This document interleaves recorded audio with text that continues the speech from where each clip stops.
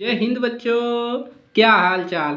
तो चलिए आज की क्लास में हम कक्षा 10 सामाजिक विज्ञान अध्याय चौथा औद्योगिकरण का युग जो है उसी चैप्टर के हम बहुविकल्पी प्रश्न करवाएंगे। तो आप लोग हमारे साथ बने रहिएगा और जितने भी नए स्टूडेंट हैं सबसे पहले चैनल को सब्सक्राइब करो और बेल आइकन को दबाओ।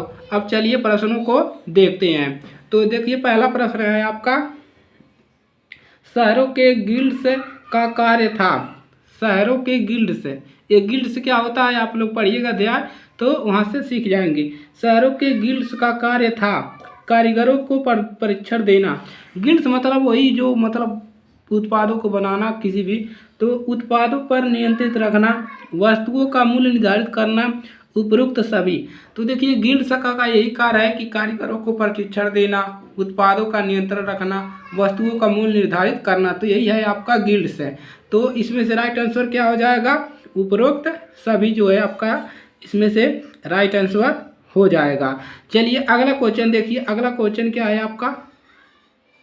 चलिए अब देखिए, आदि औद्योगिकरण के युग में अंतर्राष्ट्रीय बाजारों के लिए विशाल स्तर पर होने वाला उत्पाद होता था। स्कूलों में, घरों में, धर्मशालों में इनमें से कोई नहीं। यानी कि अंतर्राष्ट्रीय बाजारों के लिए विशाल स्तर पर होने वाला उत्पाद, देखिए इसमें जो युग में था यानी कि अति औद्योगिकरण के युग में वो घरों में सामानों को बनाया जाता था। तो इसमें से राइट आंसर क्या हो जाएगा, घरों में इसका राइट आंसर हो जाएगा। चलिए अगला क्वेश्चन देखते हैं, क्वेश्चन नंबर 3।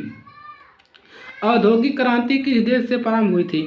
औद्योगिक क्रांति किस देश में प्रारंभ हुई थी। अमेरिका, यूएसए, रूस, इंग्लैंड, चीन। तो आप लोग बताइए औद्योगिक क्रांति किस देश से प्रारंभ हुई थी, किस देश से हुई थी। इसका राइट आंसर हो जाएगा इंग्लैंड से। कहाँ से हुई थी, इंग्लैंड से। तो इसका राइट आंसर हो जाएगा इंग्लैंड। चलिए अगला क्वेश्चन देखते हैं, क्वेश्चन नंबर 4। चलिए 18वीं शताब्दी के अंत में नए युग का पहला प्रतीक किसे माना गया। गेहूं को, कपास को, मटर को, सेब को। 18वीं शताब्दी के अंत में नए युग का पहला प्रतीक किसको माना गया था, कपास को। तो ये वाला आपका राइट आंसर हो जाएगा कपास, आपका राइट आंसर हो जाएगा। चलिए अगला क्वेश्चन देखते हैं, क्वेश्चन नंबर 5। सूती कपड़ा मिल की रूपरेखा रखी गई। रिचर्ड आर्कराइट के द्वारा, जेम्स वाट के द्वारा, डिनसा पेटिट के द्वारा, जमशेदजी नुसरवानजी टाटा द्वारा, किसके द्वारा रखी गई थी।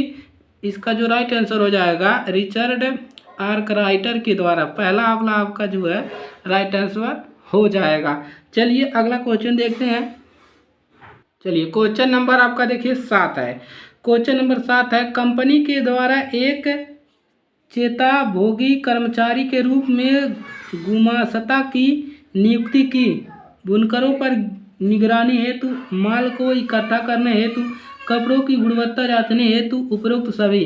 तो कंपनी के द्वारा एक क्या किया गया, वेतन भोगी कर्मचारियों के रूप में गुमास्ता की गई थी, उपरोक्त सभी। तो राइट आंसर हो जाएगा उपरोक्त सभी। चलिए अगला क्वेश्चन देखते हैं। मुंबई में पहली कपड़ा मिल की स्थापना हुई। यानी कि मुंबई में सबसे पहले किसने कपड़ा की फैक्ट्री खोली, समझ सकते हैं। स्थापना कब हुई थी, 1824 ईस्वी में, 1844 ईस्वी में, 1854, 1874 ईस्वी में।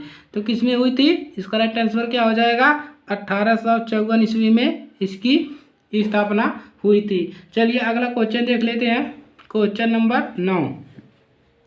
1885 ईस्वी में भारत की पहली जूट मिल लगाई गई।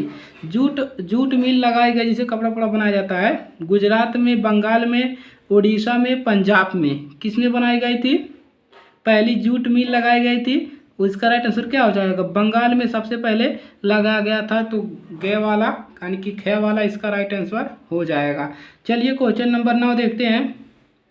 क्वेश्चन नंबर 9 क्या है, नए मजदूरों की भर्ती करने के लिए उद्योगपतियों द्वारा रखे जाने वाला जाबर के बारे में क्या असत्य है। वह लोगों को काम के लिए लाता था, वह कोई विश्वसनीय कर्मचारी होता था, वह उद्योगपतियों के घराने का ही होता था और वह काम दिलाने के बदले तोहफों की मांग करता था।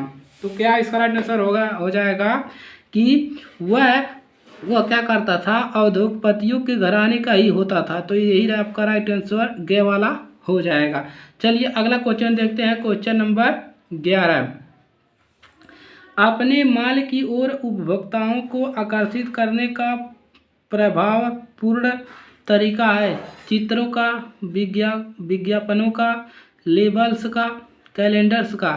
तो अपने माल की ओर उपभोक्ताओं को आकर्षित